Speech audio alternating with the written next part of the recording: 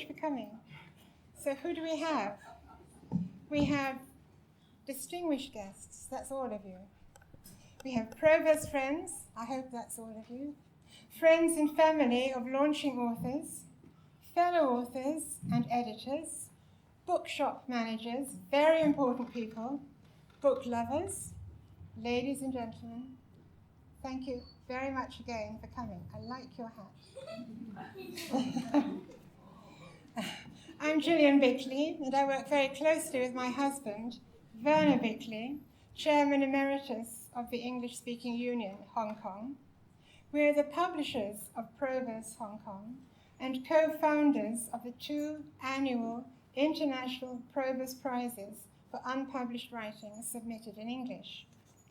Thank you very much again for coming to share with us what I think is a happy and enjoyable event. I'd like to thank the Helena May staff for doing a very, very good job in helping us with these events. To Helen Davis, fellow guest, who is our official photographer tonight. To Simon Overton, chairman of the Hong Kong Writers' Circle, and his assistants, Michaela, Penny, Laura, for making a video of this event. Now, just a word about the photographs and videos. If you allow yourself to be photographed or videoed, it's assumed you're willing to be put on the Provost website, Facebook page, or other related platforms. Do you agree? Yes. Let me hear, do you agree? Yes. If you don't want to be seen, cover your face. In a moment, we'll ask the 5 authors who are launching books tonight and one other person to come forward to receive a copy of their new book and have a photograph taken with Werner. This is in the Hong Kong style. Those of you who are not familiar with Hong Kong, please watch Ivy, who will know exactly what to do. Then we'll announce results in the 2017 competitions. We'll then hear a brief talk from each of the 5 launching authors, and then we'll introduce all Provost authors present and a few other people who've helped us. Darlene, would you like to come up here? So we have, first of all, Ivy, winner of the International Provost Prize 2016 for her novel Cry of the Flying Rhino. Ivy has come from London to be with us tonight. I'd like to give this to Ivy.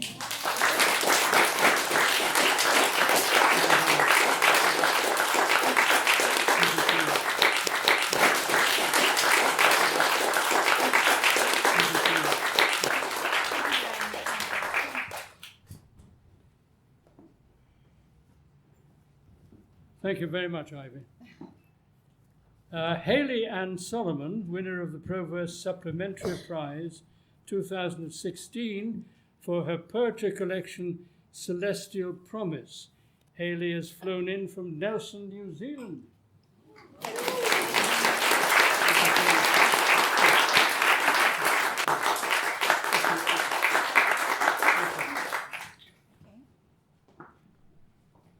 The next 3 books were published as part of the regular Provost publishing program and didn't come to us as entries for the Provost Prize. Brian Finch took 5 years to translate from Chinese a faithful record of the Lisbon Maru incident. Brian joins us tonight from the UK.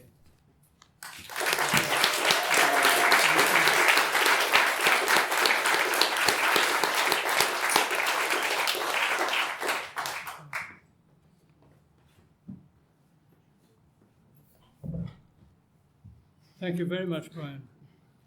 Peter Gregoire is a previous winner of the Provost Prize for a novel, a Hong Kong bestseller, interestingly enough. His new book, Mentoring Reversed, The Road to Creativity and Imagination, is a work of non-fiction.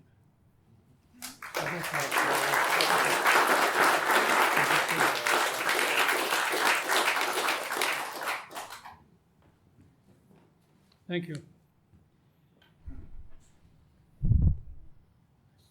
I also, me? Me. Hi, you are launching a book this evening, Through American Eyes. I will give you a copy of this book.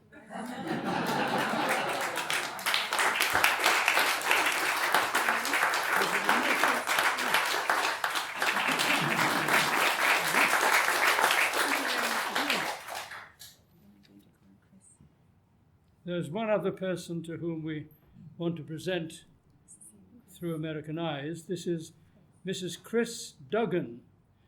Without her help in patiently translating, transcribing original 19th century handwriting at the rate of 30 minutes a page, the book would still be unpublished. Thank you so much.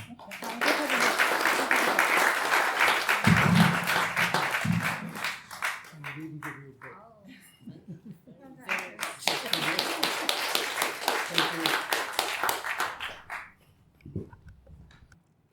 So Werner will now announce the winners in the 2017 Provost Poetry Prize competition and the Provost Prize 2017 semi-finalists.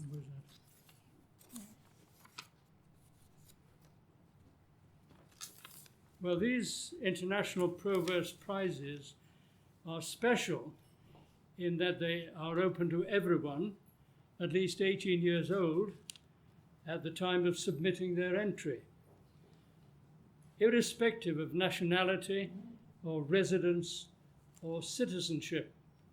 That makes them somewhat special. The Provost Prize for book-length work is in its 9th year of competition. The Provost Poetry Prize for single poems is in its 2nd year. The International Provost Poetry Prize, too many P's, is for poems of any genre or style no more than 30 lines long. The topic may be chosen by entrants, or they may choose the subject set by the administrators.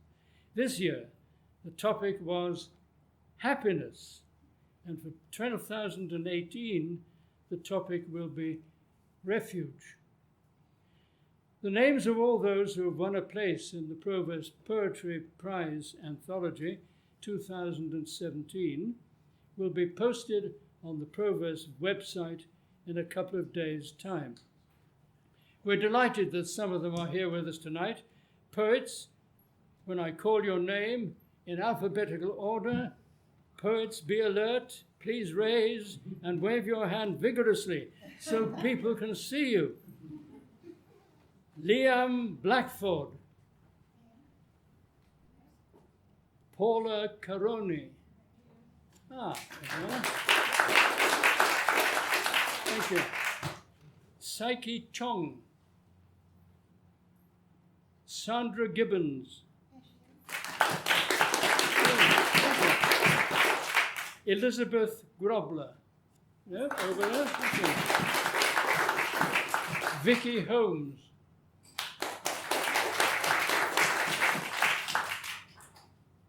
Susan Lavender, Jup Pan, Haley Ann Solomon,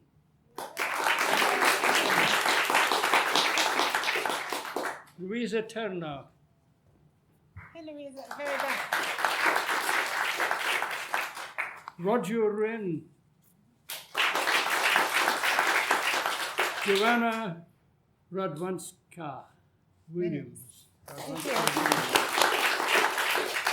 and Thomas Young. Thomas, I believe, has flown in from Michigan, from the United States for a couple of days to be with us. We have recognized him with a buttonhole as the person not already so recognized who has come to the furthest distance to be with us this evening. Thanks to all of you for being with us tonight. Third prize winners of the Proverse Poetry Prize 2017 are Vinita Agrawal, Maria Elena Blanco, Keith Nunes, and Edward Tiese.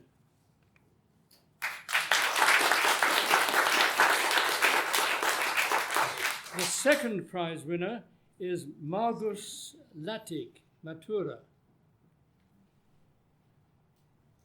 The first prize winner is Jack Mayo.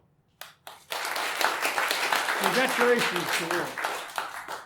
All first, second, and third prize winners live overseas. All have sent kind messages of regret that they can't be with us here tonight. Now to the semi-finalists for the Proverse Prize. That's a book-length work. The Proverse Prize 2017. As always, so far, competition was keen, and 7 entries have been selected as 7 finalists, semi-finalists. 3 of you are here. When your name is called in alphabetical order, please wave your hand vigorously so we can all see you. Present are Chi Shun Feng, Hong Kong.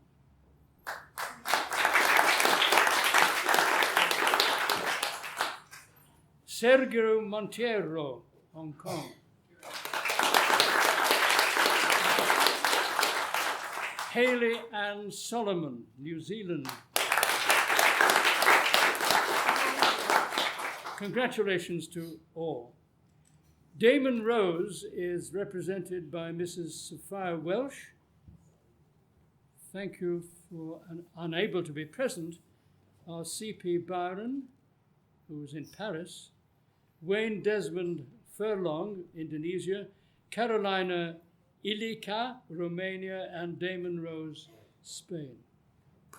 Thank you so much. Thank you. That's my lot.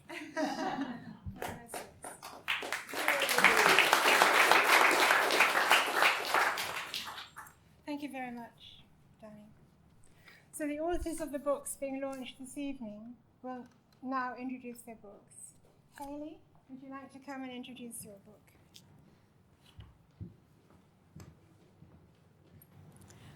Ladies and gentlemen, tonight is a singularly special evening for me. I'm going to tell you a story. In a moment, the need for me to read the story will become self-evident. Once upon a time, there was a little girl, me. That little girl grew up with something in her heart, but it was intangible. She could not touch it or see it or even think it, but it was always there. A puzzle part, a piece of whispered promise that was elusive as the wind. You cannot touch or feel the wind, but you know it is there. So it was with this girl, and she waited wistfully with a great and unyielding wanting. While she waited, her grandma, a woman with magic in her heart, beckoned in the flowers of language and the pretty petals of literacy. She gave this girl a new world to be traversed by the possession of 5 books. 5 books, alive with fairy tales, and above all, fairy godmothers. Unfortunately, after careful empirical testing, the little girl realized her grandmother was not an actual fairy godmother. But she was just a beautiful person who wished her a wealth of happiness. She could not quite, however, pluck at the missing piece that still ached to find his fit. She wanted to fly, but she was wingless. She wanted to sparkle, but the stars tossed aside her hopes, blanketing her in silence. She scanned the horizons for her godmother, and eventually she materialized. Tragically, the little girl was too busy to notice. It was her birthday, you see, and she was bustling and bursting with the business of ripping and unwrapping. She was ribboned in reams of hope, seamed in streams of excitement. She was entranced by cake and confetti, delicate dolls and detailed clothing, stitched not by an elf or a pixie, but by a practically perfect mum. When the fairy godmother, disguised as a great aunt, gave her a kiss and granted her a book, it was unnoticed. Hardly a look was glanced in its direction, though it faintly beckoned from one of the furthest shelves. The girl never got to truly thank her godmother, but she did one day discover the magic. She found the Children's Illustrated Guide to Poetry, where rhythm, rhyme, reason, rhetoric, sound, and song blended, bonded, and bound to her very heart. Echoes resounded, rebounded, utterly confounded her imagination. Stories became ballads, and ballads ballasts of her being. That is why tonight is special. Tonight, from longing, yearning, feeling like a poet, I have magically transitioned to that transformative moment when I am a poet. Celestial Promise is about the transitions from dark to light, the cyclical nature of life and loving, ethical premises, social responsibility, the uplifting of the soul through laughter, the banishing of darkness through intimations of hope. The breadth of the topics is tremendously varied, as is the style.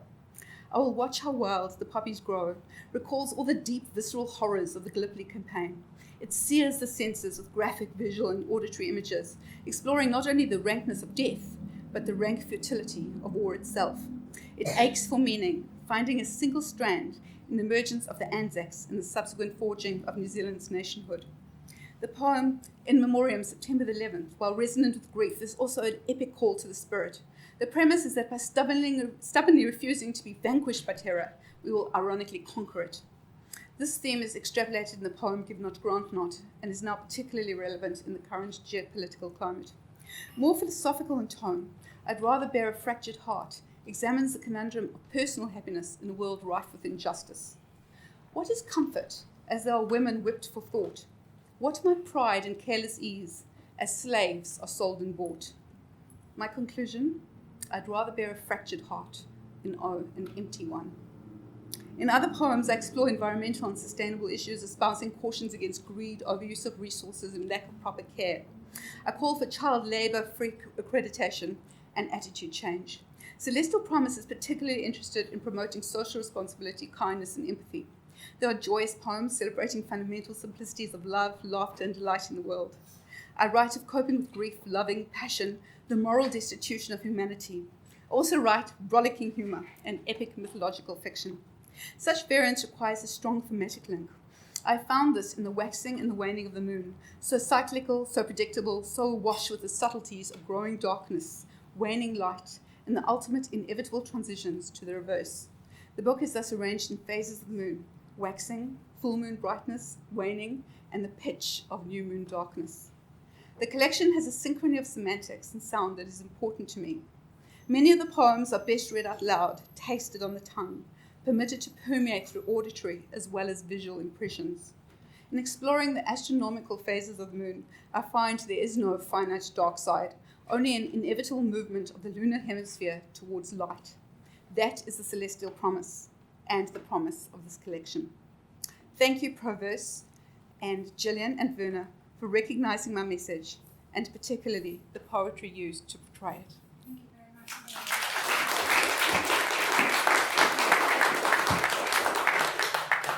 Thank you very much, Hayley. Brian, would you please come? Do you need a hand to get it? Okay. All right.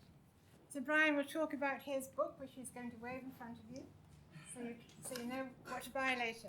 Thank you very much, Brian. Good evening, ladies and gentlemen. Many of you here will be familiar with the tragedy that was the Lisbon Maru incident. I shan't therefore dwell on the details, but I'll briefly run through the outline for the benefit of those who may not have heard about it. In 1942, more than 1,800 British prisoners of war were shipped from Hong Kong to Japan aboard a cargo ship, the Lisbon Maru. On the way, it was torpedoed by an American submarine, unaware, of course, that the ship was carrying prisoners of war. As the ship was sinking, the prisoners were confined to the holds, with the hatches battened down to prevent their escape. but they did manage a breakout, and hundreds fled for their lives by jumping into the sea. Whilst the guards were shooting at the escaping prisoners, local Chinese fishermen saw what was happening and, at great risk to their own lives, rowed out in their flimsy boats to rescue nearly 400 British prisoners of war. In 2005, the Lisbon Maru Association of Hong Kong took Charles Jordan, a former gunner and one of the survivors of the sinking, to Droshan to join a ceremony to mark the 60th anniversary of the end of the war. He had an emotional reunion with those fishermen who had saved his life 63 years previously. This laid the foundation for strong bonds between the association and Droshan, who continue to work together to keep alive the memory of the Lisbon Maru incident and the extraordinary courage of the fishermen, and to mourn the souls of the 828 who did not survive and still lie at the bottom of the sea off the coast of Droshan. Members of the Lisbon Maru Association of Hong Kong recorded Charles Jordan's visit, interviewed some of the surviving fishermen, their families and others, and later carried out extensive research to produce their own version of events, seen from the perspective of the fishermen and their families.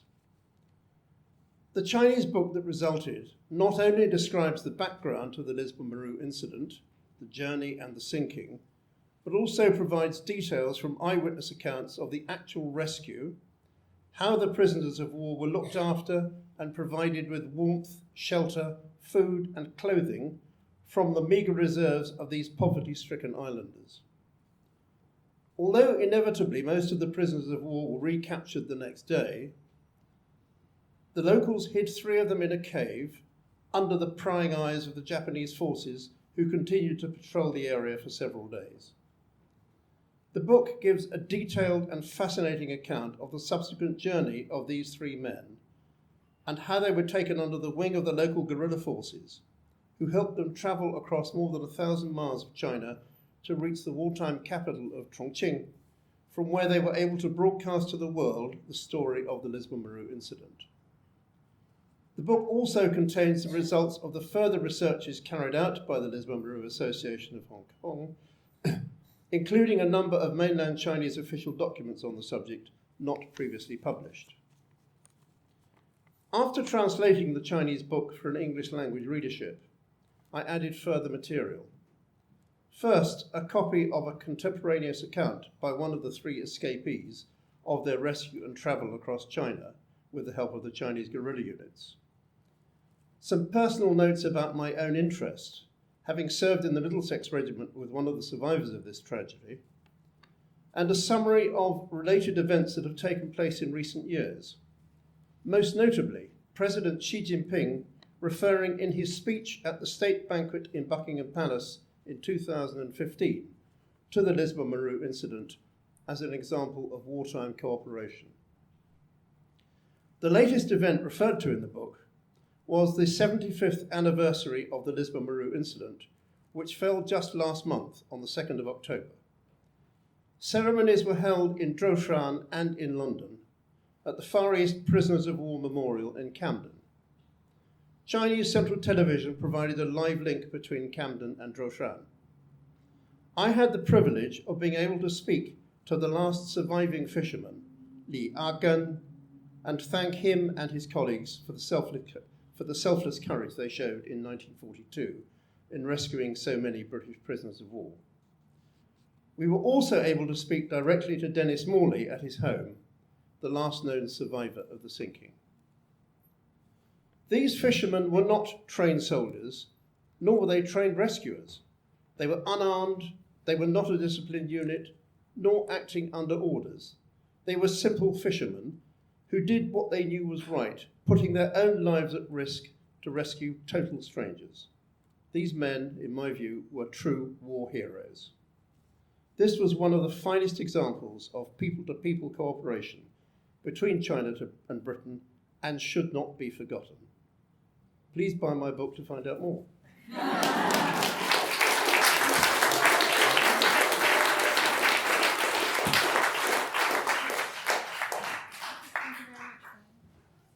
Thank you very much, Brian.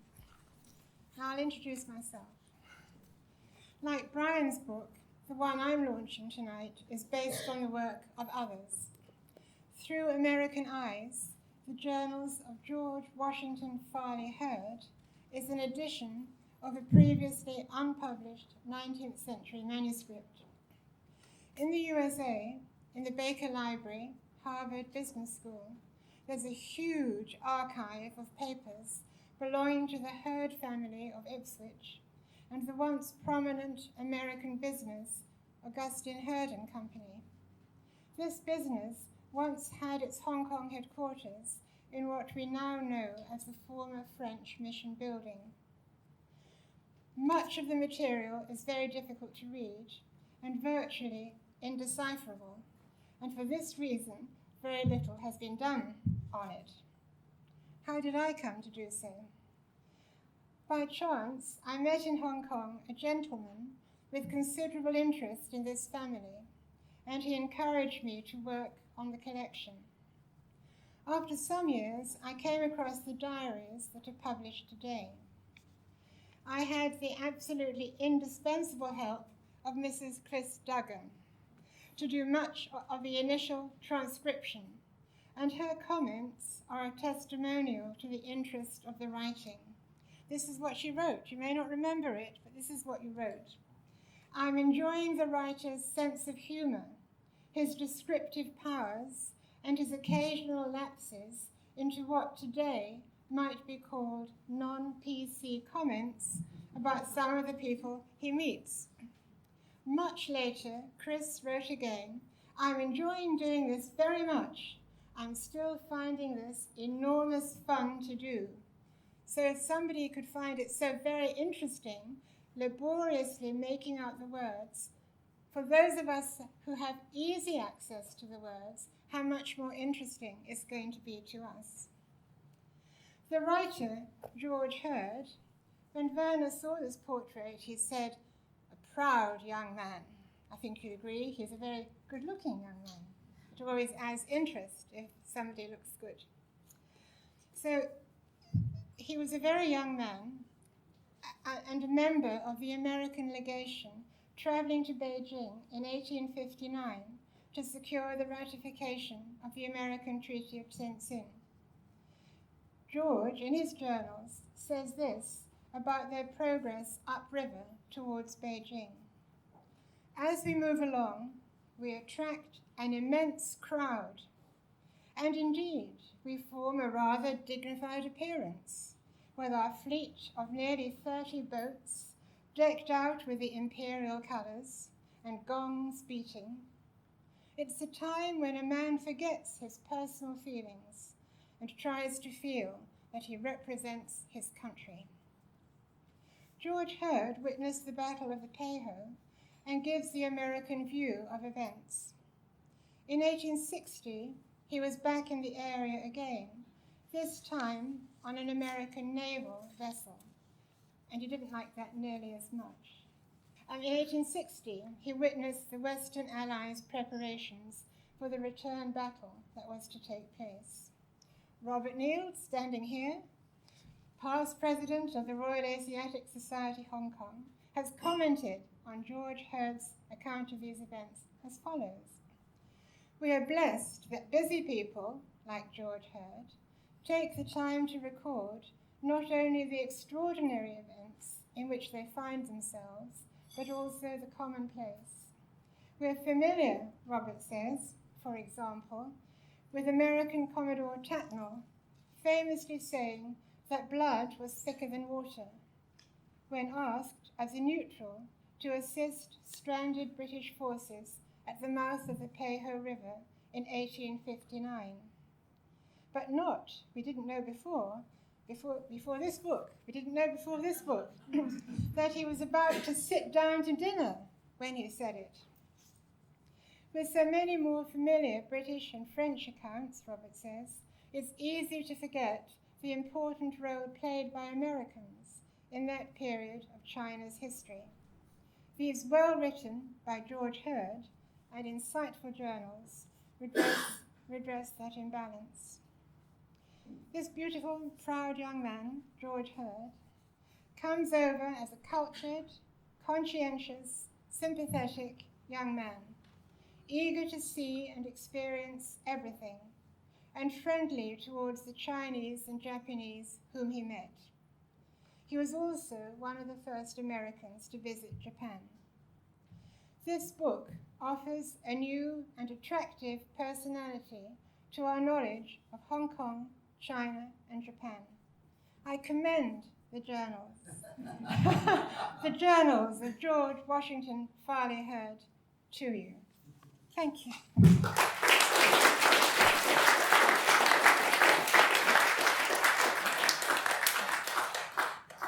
So Ivy, would you please come up to introduce your winning book, Cry of the Flying Rhino.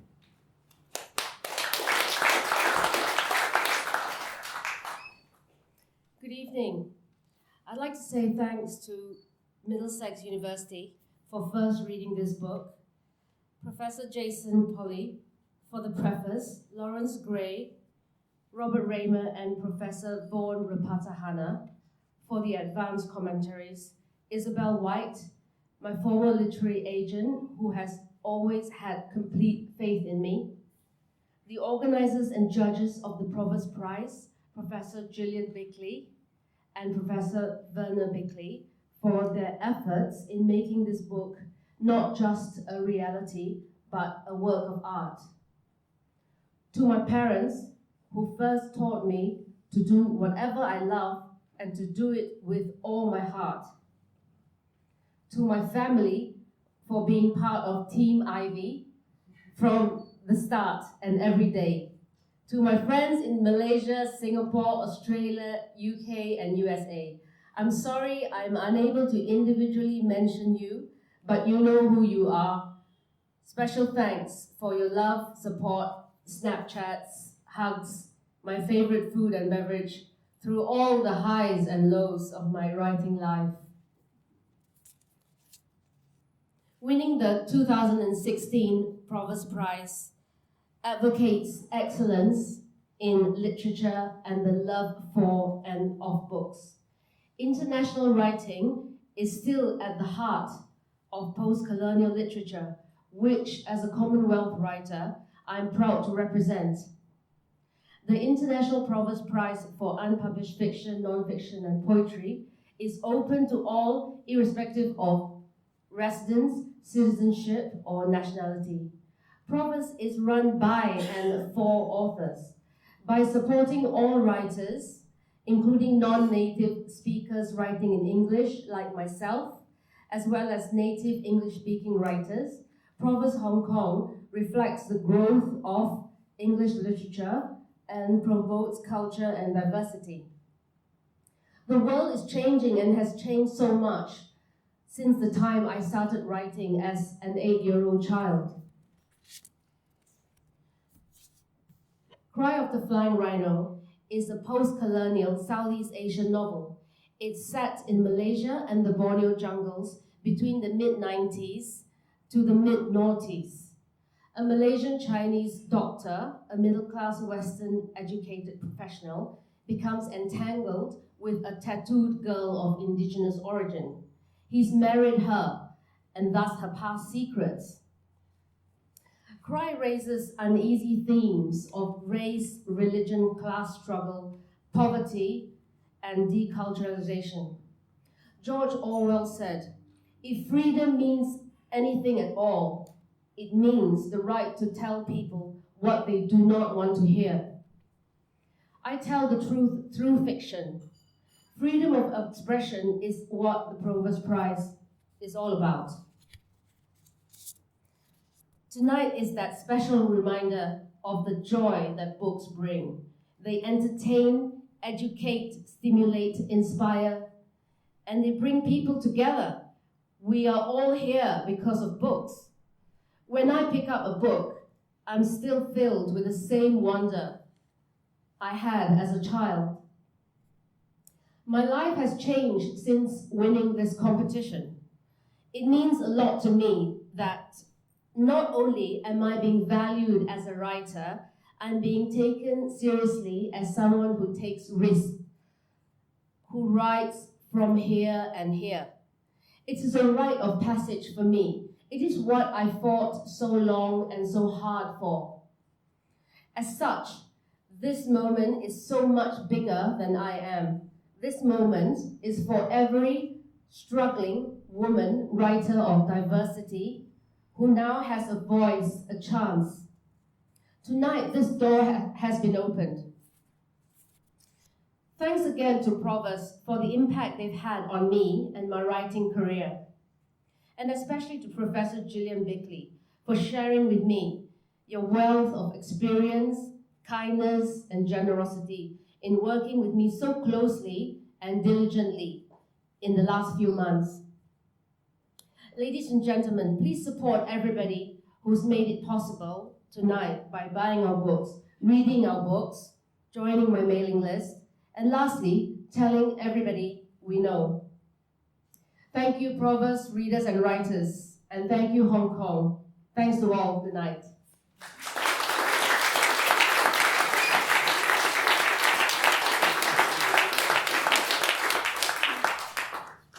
Thank you very much, Ivy. Very stirring speech there. Thank you. Peter Gregoire will now speak about his non-fiction book, which he's going to show you. Yes, good evening, ladies and gentlemen. What a huge privilege it is to be here tonight and share this stage in this room with so many wonderful authors and poets. I mean, we're positively gluttonously full with literary talent tonight. The Provost Prize really does grow in prestige every year. Well, perhaps I can add some diversity to the proceedings with my own offering, which is called Mentoring Reversed. And it's a book which spreads across many genres. It's history, biography, a little bit of autobiography, and then perhaps a toenail in self-development. So you're essentially getting 5 books for the price of 1. You can't say fairer than that. So what's it about? Well, it's about the concept of reverse mentoring. You've all probably heard you all know what traditional mentoring is, where you have someone of my age perhaps giving guidance to someone of your age. Well, in reverse mentoring, we flip the whole thing on its head, and we have a young person offering guidance to an older, more experienced person, and given the older, more experienced mentee the opportunity to see what the world looks like through youthful eyes. And what that does for the elder mentee, it essentially enables them to mix that experience with a kind of newfound imagination, an imagination which they probably once had when they were young, but has been crammed out by life, basically. So I had a reverse mentor. It was my cousin Anthony. He was 8 years old when he became my reverse mentor, and a terrible little child, he really was. He never treated me with any respect at all. But and we used to go on these bus journeys. I remember he wanted to be a bus driver at that age, and we used to travel around on these buses and have these bizarre conversations, and that's how we made this connection. Give an example of the conversation we had. He would point out the window of the bus one day, and he says, what do you think that woman is carrying in her shopping bag? And I said, it's a watermelon, because it was a watermelon. I could actually see the watermelon, yeah? Anthony shoots back, I think it's her husband's head. I think she's cut it off and is going to sell it somewhere. And so then I started getting into it, and I'd say, oh, I don't think she's going to sell it. I think she's going to go bowling with it or something like that. And so we used to have these bizarre conversations, and we were letting our imaginations run wild, and I'd forgotten how to do that. And I found his influence really seeping through to the rest of my life. I started to become suddenly more creative at work, much to the surprise of my bosses. Yes, I started to write. That's really how I became an author.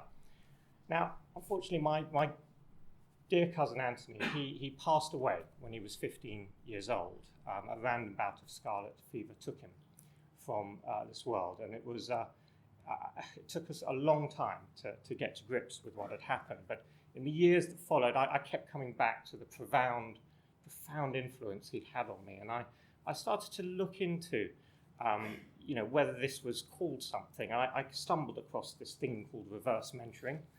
And when I researched it a bit more, I found that this is not a new thing. Some of the great historical figures of our time have been influenced by reverse mentoring, and it's also been the catalyst for some of the great historical events that have happened. And all of these stories are told in Mentoring Reversed. And this book is dedicated to Anthony. Although he's no longer with us, I feel that he left his spirit and the lessons he taught with me, and now I'm giving those lessons to the world. Thank you very much.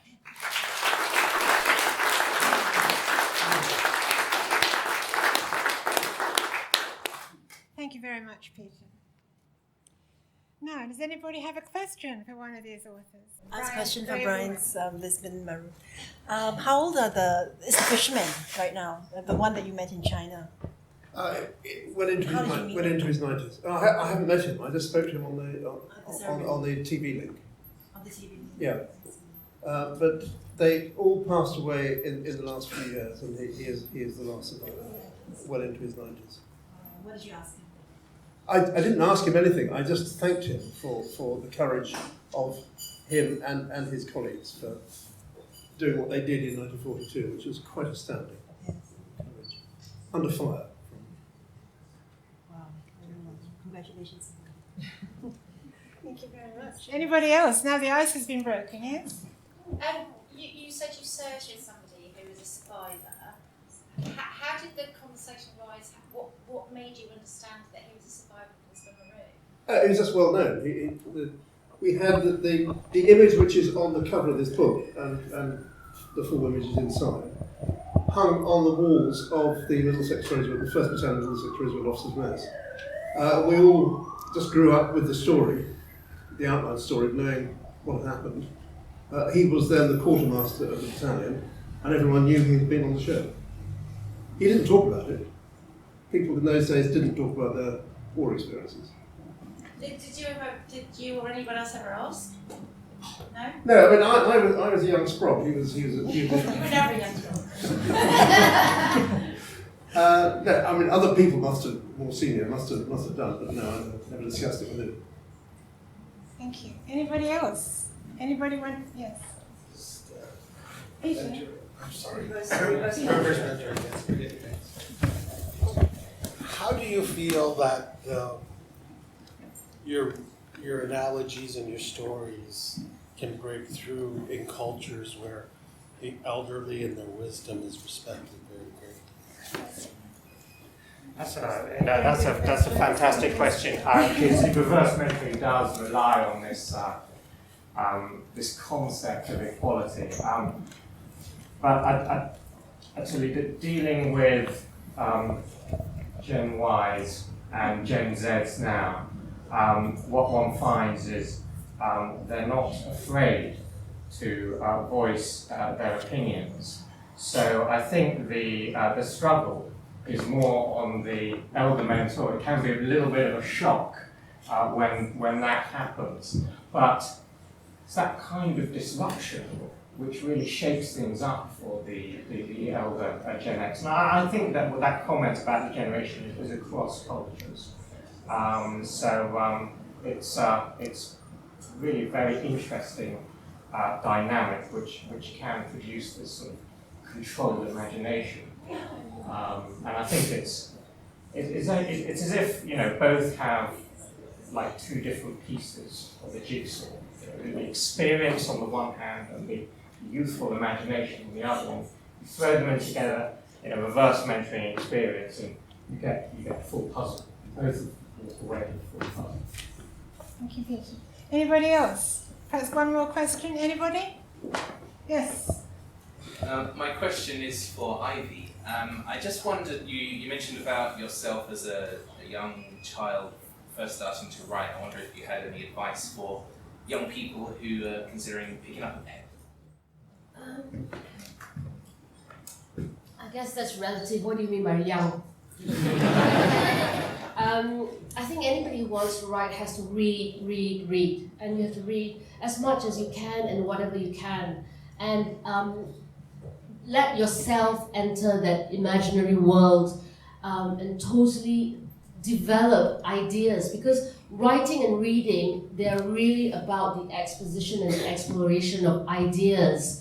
We enter worlds and characters we would never ever meet in real life. Real life is actually quite mundane. So unless you're only writing about your washing up or your kitchen or it's mundane. So to develop other worlds, you need to enter them. I hope that answers it. Thank you very much.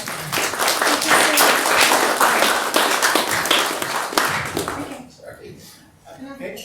Haley, you mentioned the catalyst that changed you. Was that sort of an instantaneous thing? Was it a painful sort of journey after when you got that, or? Well, I've been writing poetry for the whole of my life. Probably because I love succinctness of expression. I love being able to express my feelings. Sometimes feelings don't have a place to be expressed except in the inner self, and that's why I've been writing for so long, since I was a tiny tot. And also since I got those wonderful fairy tales and all the lovely poetry that I was really, sense of rhythm, sense of, it just became part of my being, poetry. But I never expected it ever to be published. It was just one of those things that I did for myself. So I've had a lot of other things published. I'm an artist by profession. But I never expected poetry to be of any significance to anyone other than myself. And having Proverse so wonderfully recognize my work, and I just submitted the manuscript, into the ether, never expecting anything to come of it. And when something did, I thought, I actually am a poet. And it was that actualization of a dream that made it transformative moment for me tonight. So I thought, yes, now I can say, I'm a poet. And it's lovely. But I actually have been a poet my whole life. And I think most people are probably poets in taking themselves. So, yeah. Thank you very much. Thank you very much for your questions, and thank you very much for answering the questions. Thank you very much indeed. I'd also like to introduce a very special person, Raoul Solomon. He did 2 of the cover designs for us. One was Haley's cover design, and one was Brian's cover design. So I think we can agree he did a very good job, and he's very talented. Thank you very much. Well done.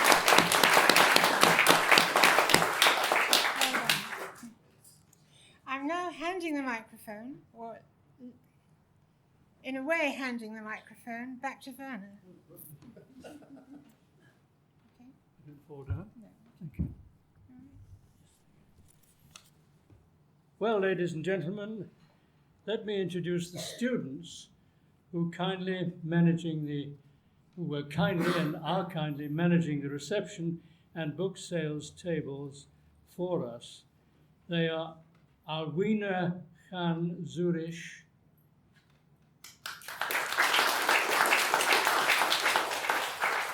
Wan Yuk Ping Yo-Yo,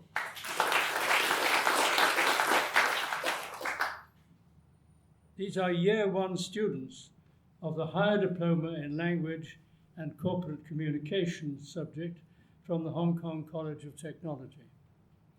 Thank you, Alwina, and thank you, Yo-Yo, for your help. Thanks also to Shida Lee and Vera Liu of Hong Kong College of Technology for recruiting these students to help us. Thank you also to Mrs. Gillian Finch, Miss Alicia Hippolito, and Dr. Helen Tinsley for your help. Now then, books by most Proverse authors present are available for purchase this evening. The authors will be very happy, I'm sure, to sign your copies, and this is a good way for you to get to know them, if you don't know them already. The student helpers will be very pleased to help you to make your purchases. Then buy yourself another drink, nibble the canapé, and enjoy the buzz. The books are available until 9 p.m. or until all are sold. And the cash bar is available also until 9 p.m. The evening ends at 9 p.m. sharp. Thank you very much.